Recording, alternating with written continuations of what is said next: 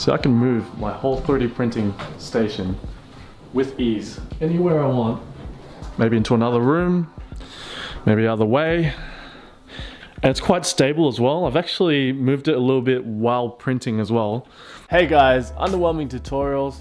And boy, have I got an underwhelming tutorial for you guys today. Now on this channel, we've already talked about some practical things like welding and gluing 3D parts together. We've talked about making the print bed stable and sticky and print onable.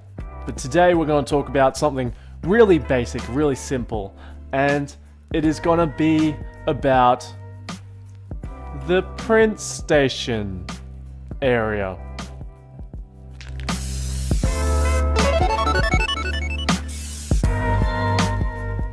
Look, I get it. You just bought a 3D printer, you're struggling to find a stable place to put it, you put it on a table and it shakes a little bit while it's printing, and now the print is broken, and now it looks like, again, that squiggly line thing from Play-Doh's. After a long day's hard work, you come back home and pull the 3D model out of your printer, and you go show your mum. She's not impressed. You go show your dad. He's not impressed. You go show your old uncle Greg. You go show your cat, and it's not impressed. Then the next day, you go and find a kitchen countertop, which is perfect. Perfect for the spot. But no one in your family wants to be hearing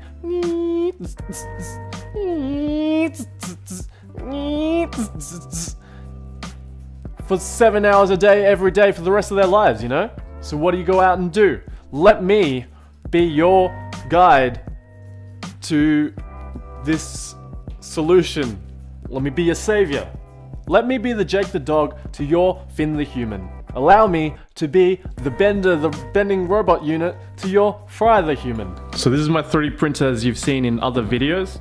What we've got over here is some stick-on Velcro, and we've got the USB cable with a Velcro piece on the end of it.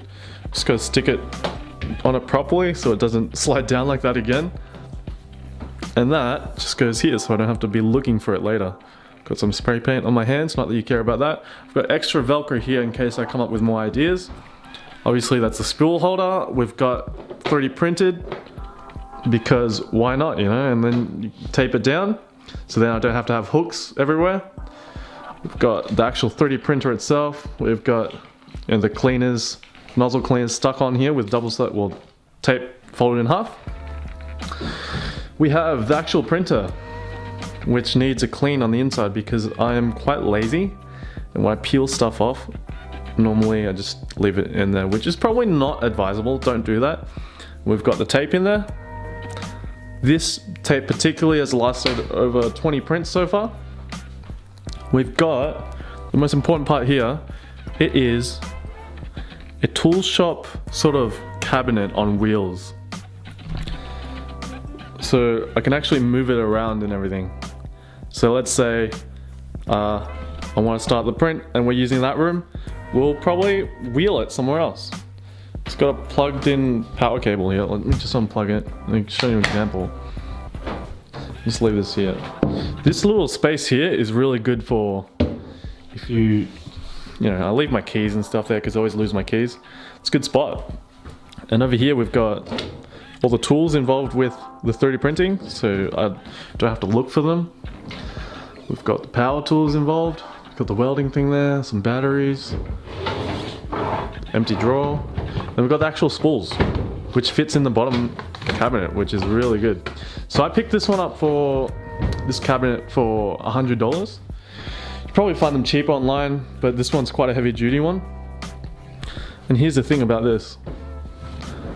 So I can move my whole 3D printing station with ease anywhere I want. Maybe into another room, maybe other way. And it's quite stable as well. I've actually moved it a little bit while printing as well. But obviously you've got this plugged in, so you can't go too far while it's printing. But it's good for in between prints. Maybe you want to go to another room, you know? Maybe you're gonna start using this room. You want to watch TV. Let's move it to a room that's not the TV sitting in room. For the record, I'm done trying to make y'all comfortable. For the record, you ain't trying to grow, then it's done for you. For the record, bad on me going all the way. For the record, ain't trying to link, no time to waste. For the record.